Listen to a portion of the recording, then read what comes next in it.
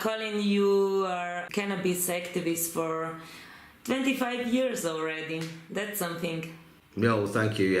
Yeah. My name's Colin Brian Davis, CBD. How did I get into this mess? I'm a carpenter by trade, and I was a shop fitter at the time. I had an accident, which basically was a fall over a fence, over a cliff, down about a 30-foot drop, and I landed on my back on a riverbed on rocks. This was Boxing Night 1995. I wasn't found until the next morning when the ambulances came and the fire brigade. I was resuscitated there with the electric, brought back to life basically on the riverbed there. I was resuscitated again at the hospital, so I was basically more or less twice dead. I was transferred to Sheffield Spinal Injuries Hospital. I'd fractured my spine in three places, shattered my clavicle and lots broken ribs, and I was in quite a bad way.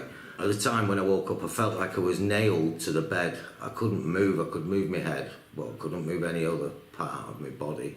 I was paralysed. After being in a hospital about a month and still in the same position, not much recovery, and it was looking like I was never going to regain anything, and I felt terrible. I mean, this is in 1995 and we're at the brand new Sheffield Hallamshire Hospital. They had a room where patients could go for a smoke as well. They wheeled me bed to the smoke room, and there's another lady in a bed opposite. And she was saying that, she was a paraplegic, she'd been in a bad accident, and she actually held a joint up and said, "This is what helps me."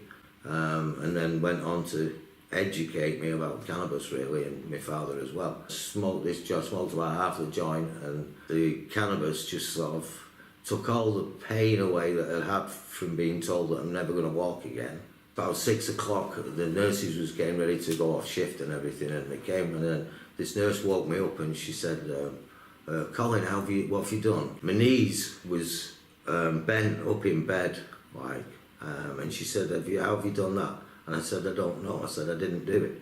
And then she said, "Just try and move your leg." And I moved my right leg, and my right leg moved a little bit. And then she said, "No, don't move anymore. Stop, don't move. Let me get someone." And then she rushed about and then brought one of the consultants there. And then they came back later and they got physiotherapy involved and things, and I was moving my legs after a couple of days. And when I got home, I started to look up about medical cannabis, because I didn't know anything about medical cannabis. I knew about recreational cannabis, social smoking cannabis. But they gave you a lot of pills, probably. Oh, when I got home, I had 2 bagfuls of tablets. It was morphine and tramadol and everything, and the Tilex tablets. It was burning my stomach out. And I asked one of my friends to get me some cannabis, and he went and got me some cannabis to the local pub. At the time, it was just hash that he brought me, and that was okay. But then I found out about the weed, finding out about them, they could be medically better than the hash.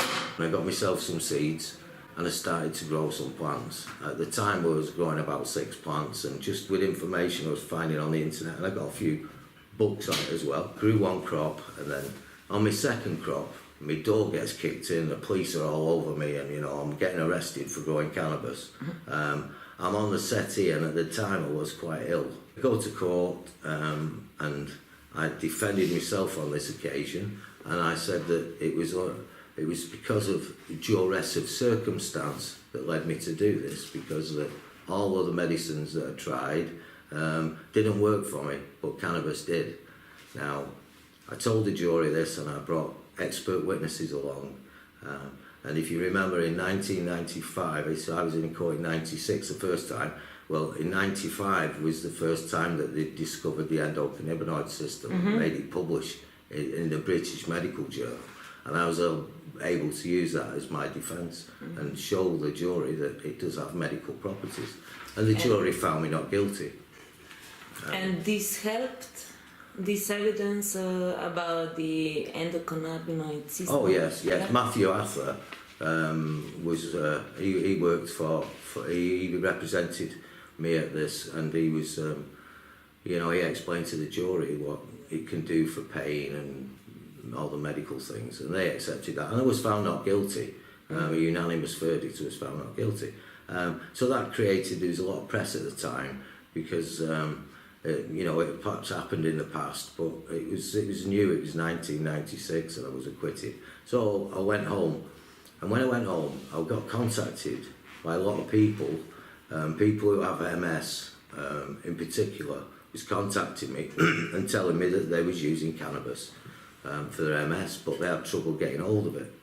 So there was already information about healing potential of yes, cannabis. everybody was aware, especially for people with multiple sclerosis, was aware of it. There was two people in particular. There was a guy called Hamish Crisp, and he was up in Edinburgh, and he had very bad progressive MS. And there was another chap with a similar condition. He was Andrew Caldwell in Leeds. They both needed cannabis and I needed cannabis, and the police had took all my lights and equipment and everything. It was decided that I would do the growing, Andrew would pay for some equipment and Hamish would pay for the electricity bill, and we'd share the plants between ourselves. So I got a crop going, and I got one of the crops ready and everything, and we shared it, and we had some more left. So we decided, because there was people was contacting me all the time, and I had a list as long as my arm before the crop was even ready. I get my door kicked off, the police are there again, and this time they catch me with quite a nice setup, and I think I only had 27 plants at the time. We go to court again, and I call Andrew and Hamish as witnesses for the defence that it was, again, out of duress of circumstances that this happened, and we did it together as a group. And the jury listened to everything, and they again listened to why cannabis worked for Hamish and why cannabis worked for Andrew. And the jury again returned a not guilty verdict. So we was outside, and the press was there, and the TV and everybody, and it did set a precedent at that time. I go back home and start growing plants again.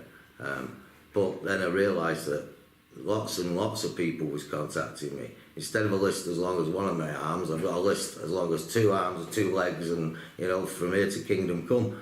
Everybody needs cannabis. Well, after my second bout in court, Elizabeth had wrote to the Queen saying that you should knight Mr. Davis, not prosecute him.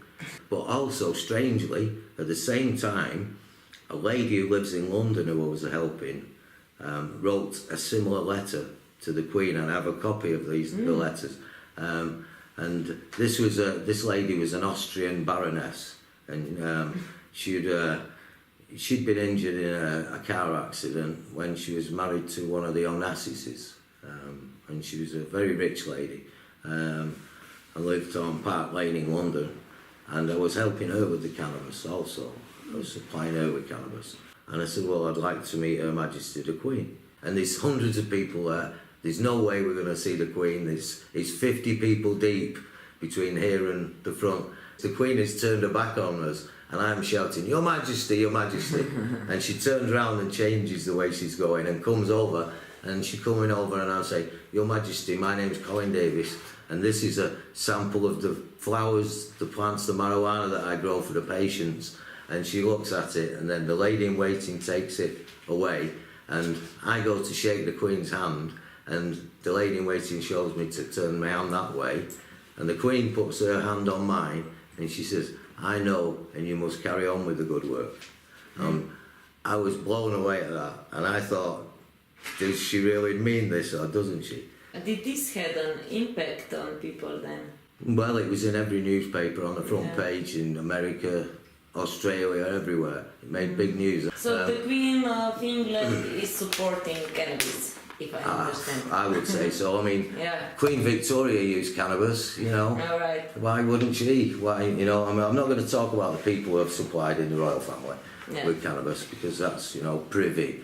I met Prince Charles twice, and Princess Margaret, unfortunately, she died, but, I did have her. So after the Queen, and having lots of people needing cannabis, and I went over to see Noel again, and I told him the situation, and he said, we decided that it would be a good idea to open the same thing in England, a Dutch-style coffee shop. And the way that the Mediweed system worked was, The recreational social users subsidised the patients, so the patients got half price or free weed if they didn't have any money and stuff. So I thought, great model, we'll take that and we'll do that in Stockport. So me and Noel went over with a lot of other Dutch people, Maruska, Martin and lots of names, and we made a coffee shop in this old Victorian shopping place. And it ran for 14 months. During that time I was imprisoned for quite a lot of the time, for smuggling and all sorts. And in the end I got 3 years imprisonment and I did the full 18 months. I didn't get any remission or anything because obviously I tested positive for cannabis all the time. I came out of prison in 2003. I had a bit of a rest. I was still helping people on the quiet, but you know, I was still licking my wounds after losing 18 months of my life